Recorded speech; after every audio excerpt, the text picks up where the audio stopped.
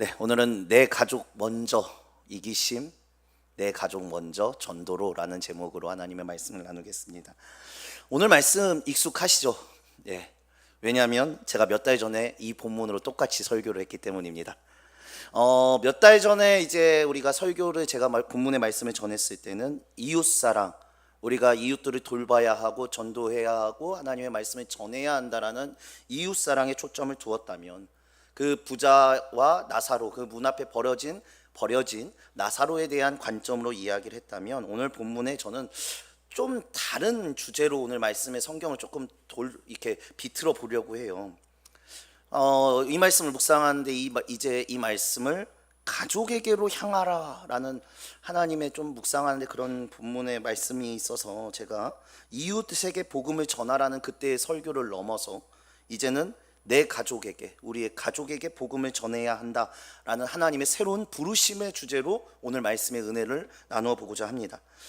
아시다시피 오늘 말씀은요, 단순하게 이 부자의 사치와 거지의 나사로의 이 가난을 대조하려는 도덕적인 것들을 이야기하는 본문이 아닙니다.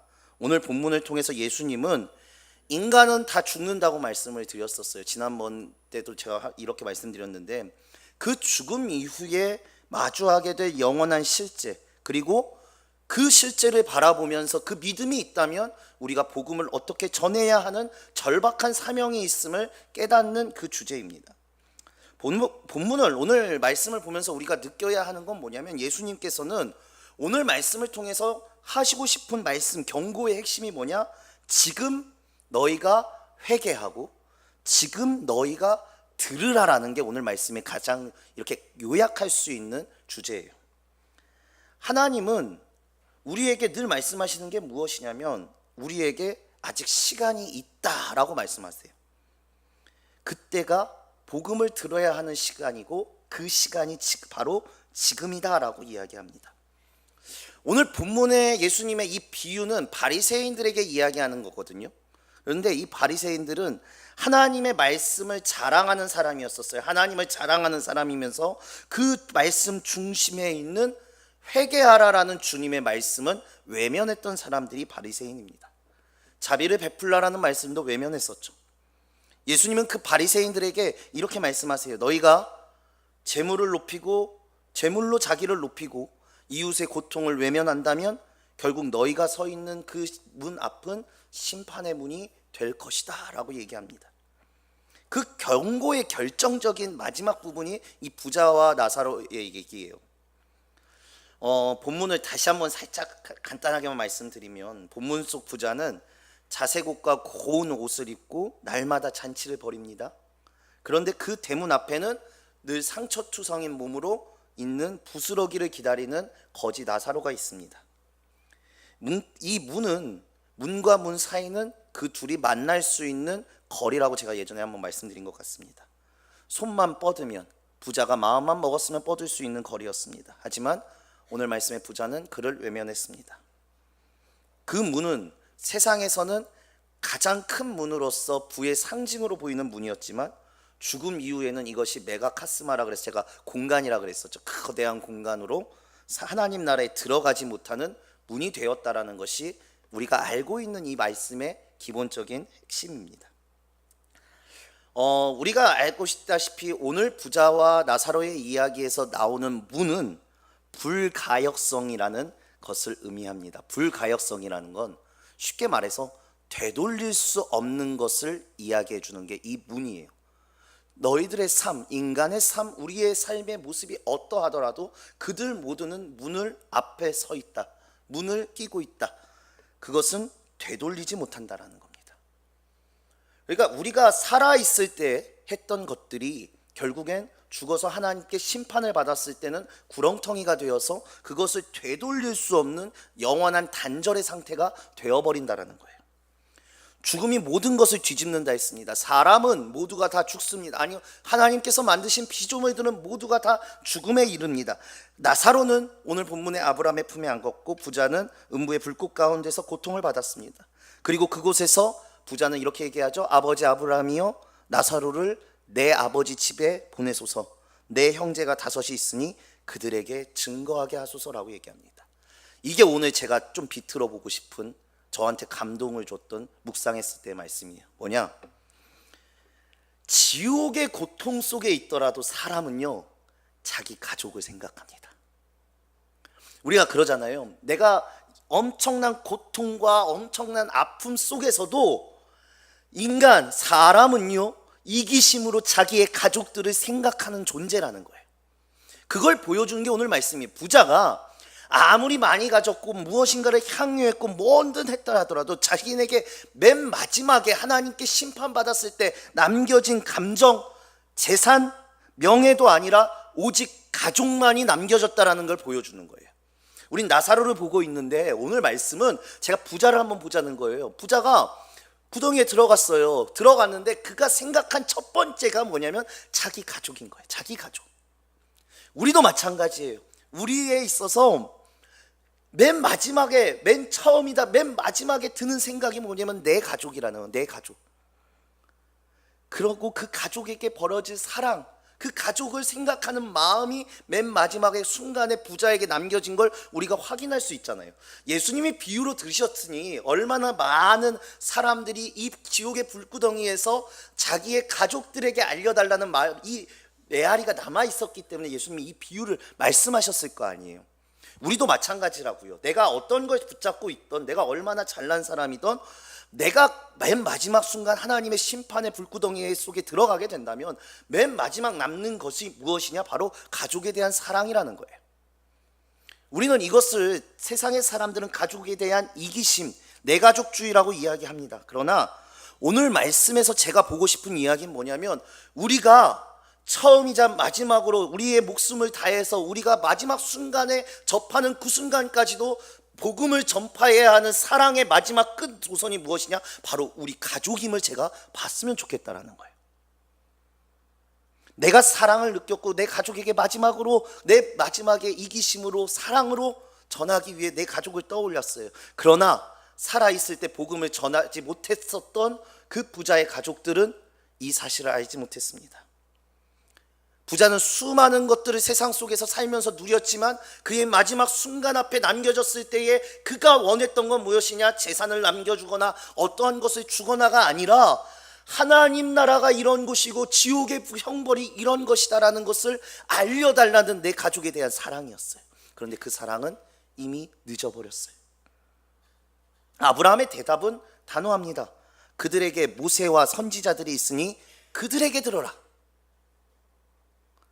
오늘 이 말씀이 우리가 좀 마음에 좀 감동이 있었으면 좋겠습니다. 저희가 이제 전도의 시기를 다시금 맞이하며 전도하고자 하는 마음으로 주님 앞에 전도에 대한, 한 생명에 대한 사랑하는 마음을 가지는 이 기간인데, 오늘 우리가 질문해야 될 건 뭐냐면, 나는 내 가족에게 복음을 전했을까?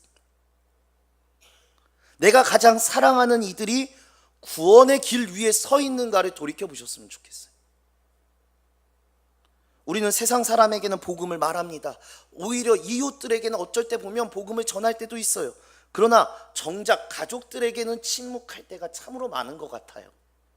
너무 가깝기 때문입니다. 가족은 우리의 감정과 기억을 얽혀 있어서 여러 관계들이 복잡하죠. 믿음의 이야기를 꺼내면 왠지 어색해질 것 같기도 하고, 좀 얼굴 붉힐 것 같고, 거절당하면 내 마음이 상할까 봐 두려운 마음도 드는 것이 사실입니다. 그러나 그 두려운 마음에 숨겨져 있는 게 뭐냐면 가족 이기심이에요. 관계를 잃을까 봐, 평안이 깨질까 봐라는 이유로 그 영혼의 문제를 미루고 있는 것이 그 가족 이기심 뒤에 숨겨져 있다는 겁니다. 사랑하는 성도 여러분, 복음이 없는 사랑은 진짜 사랑이 아닙니다.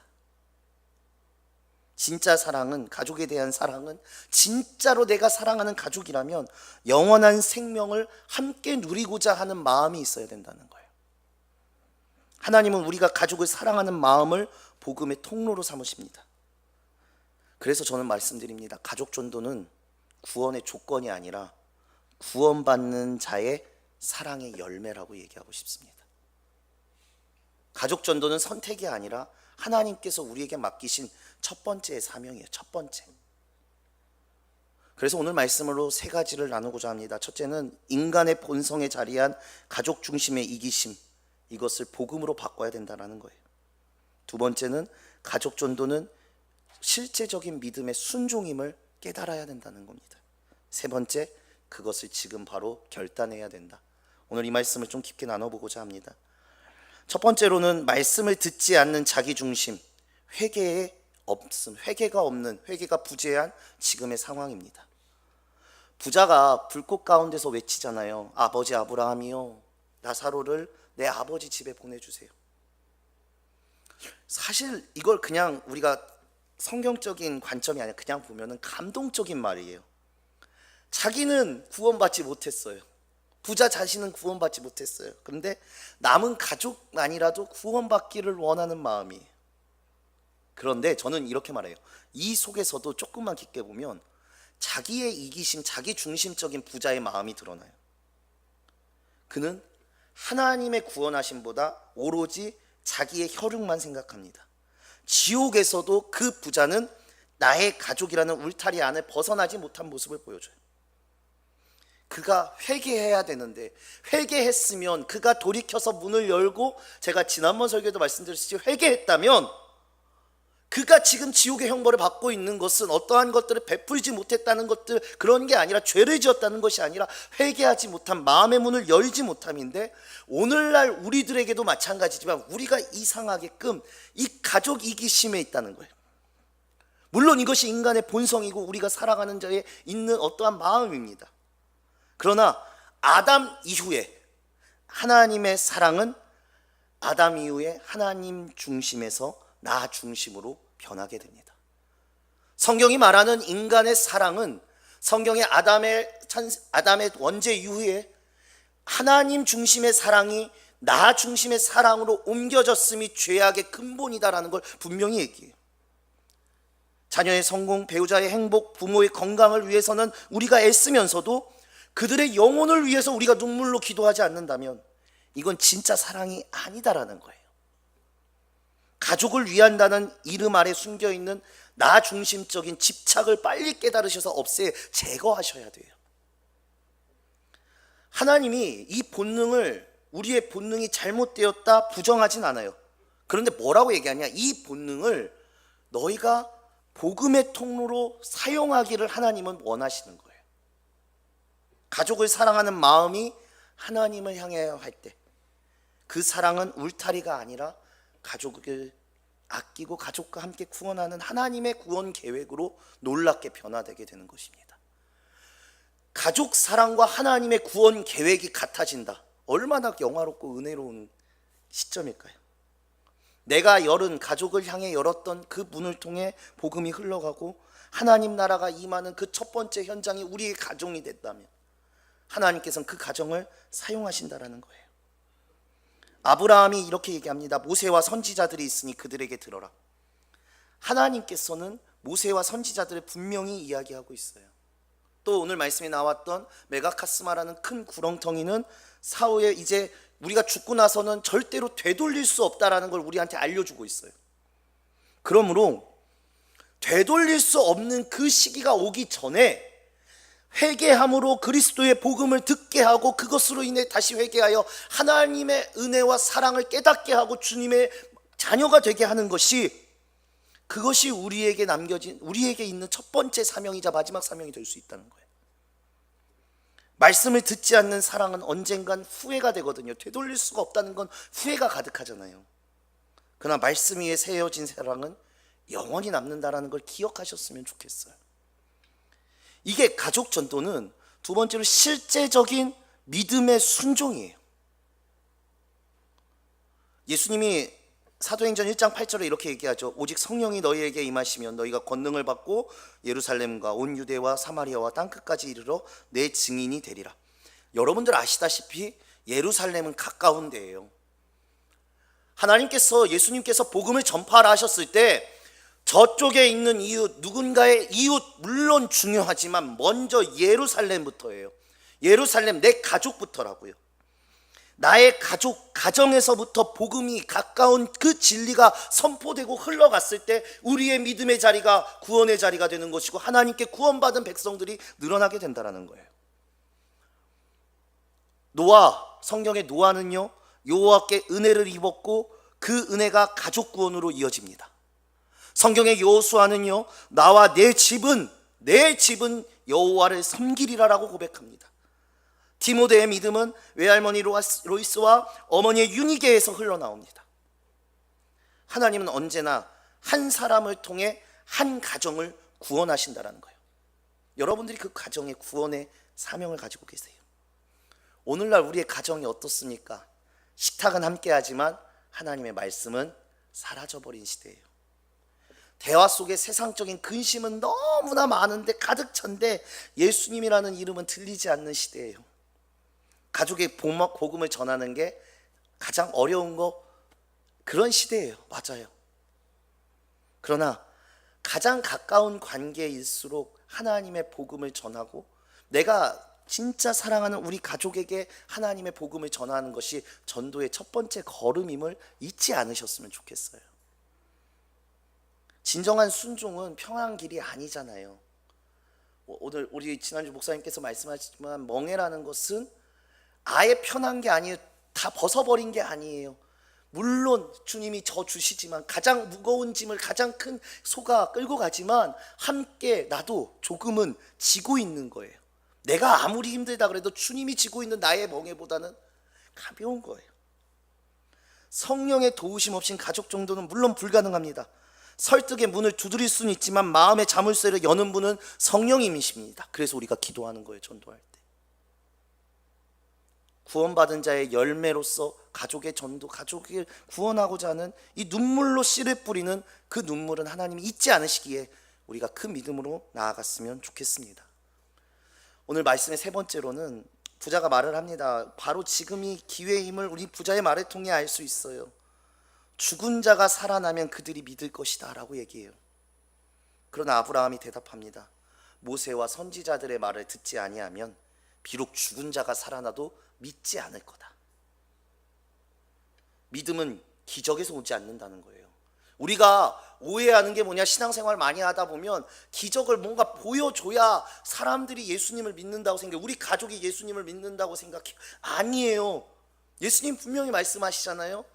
기적이 아니라 믿음은 들음에서 나온다라는 거예요. 내가 말해야 들을 수 있는 거예요. 내가 말해야 우리의 이웃들이 주님의 말씀, 복음을 받아들일 수 있는 거예요. 들음은 그리스도의 말씀에서부터 시작된다고 로마서 10장에 보면 나오거든요. 하나님은 이미 말씀하셨어요. 이제 우리가 듣고 전할 시기예요. 하나님이 예수님에 대한 예수님이 부활하셨다라는 그 사실 하나만으로 우리 가족들에게 믿음이 생겨지지 않아요.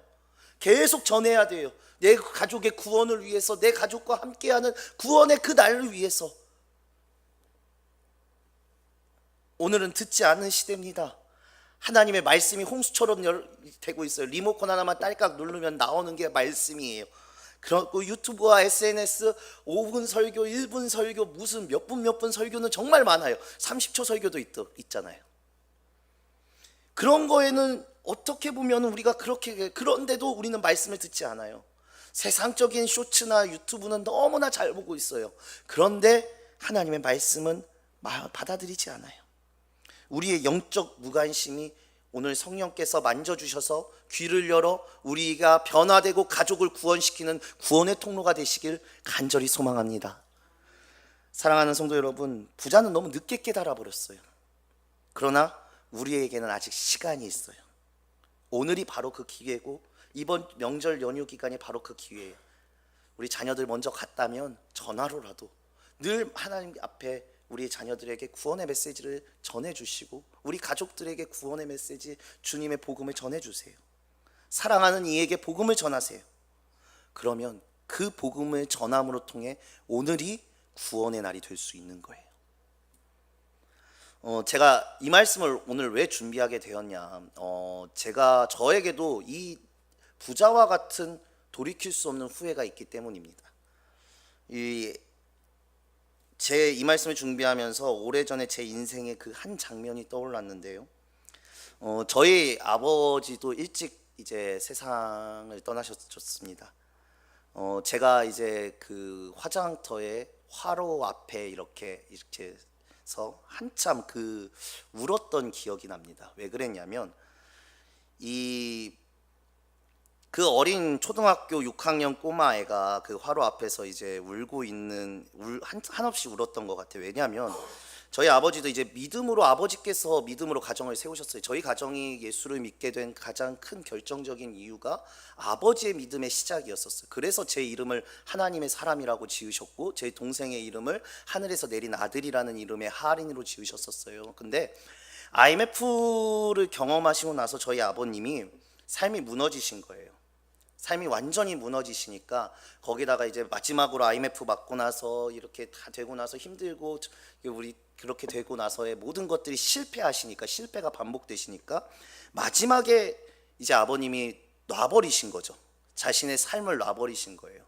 그러다 보니까 저희 가정이 너무 심하게 흔들리더라고요. 그때 저는 초등학교 6학년이었거든요. 초등학교 6학년 때였거든요. 아무것도 모르는 철부지 초등학생이었습니다. 늘 모든 희망을 놓으시고 좌절 속에서 누워만 계시는 그 아버지를 보면서 제가 지금도 마음에 있는 이 메가카스마처럼 같은 게 뭐냐면, 아버지하고 맨 마지막의 순간에 아버지가 정신이 있으셨을 때 크게 싸웠습니다. 뭐 일방적으로 뭐 제가 당했다고 볼 수도 있겠지만 크게 싸웠어요. 저는 반항이었죠. 아버지가 좌절 속에 누워 계시니까 심한 말도 했었고, 정말 아버지하고 크게 싸웠었습니다. 어머니가 말리러 오시기도 했었고요. 근데 그 IMF 직후부터 아버지가 교회를 다니지를 않으셨거든요. 나가질 않으시고 믿음 생활을 놔버리시는 거예요. 왜냐하면 인생의 희망을 놔버리시니까 교회도 나가지 않으시더라고요. 그리고 저는 그 심한 말과 함께 아버지께서 이제 쇼크로 쓰러지시기 전까지 그 믿음을 회복시켜 드리지 못했습니다. 그러고 나서 제가 이제 화로 앞에 딱 앉아 있었던 거죠. 그 이제 아버지의 시신을 이제 딱 화로에 딱 넣는 순간에, 그냥 저희가 2시간 이제 그때 이제 그 당시에는 이제 시체가 태워질 때 2시간, 지금 뭐 1시간 반이 걸리겠지만 2시간 조금 넘게 진짜 한 1분도 빼지 않고 계속 울었었던 것 같아요. 아버지 시신이 이제 다 타서 나왔을 때 정말 막 탈진해 있는 상태로. 근데 그때 문 앞에서 울고 있는 어린 저에게 사실은 저는 이 메시지가, 오늘 본문의 말씀이 그렇게 받아들이는 거예요. 내가 다시 저 문이 닫히지 않고, 저 화로의 문이 닫히지 않고 아버지에게 복음을 전해서 그 복음이 다시금 회복되어서 아버지가 믿음을 회복했다면 얼마나 좋을까. 근데 내가 그것을 돌이킬 수가 없는 거예요. 제가 돌이킬 수가 없는 거예요. 그 믿음으로 돌이키지 못한 그것이 지금까지도, 제가 수요일 밤에 제가 한번 수요밤 기도할 때 얘기한 적이 있었던 것 같은데, 지금도 제가 깊은 기도에 빠지면 제가 여기가 좀 이렇게 가슴을 칩니다. 왜냐하면 먹먹해요.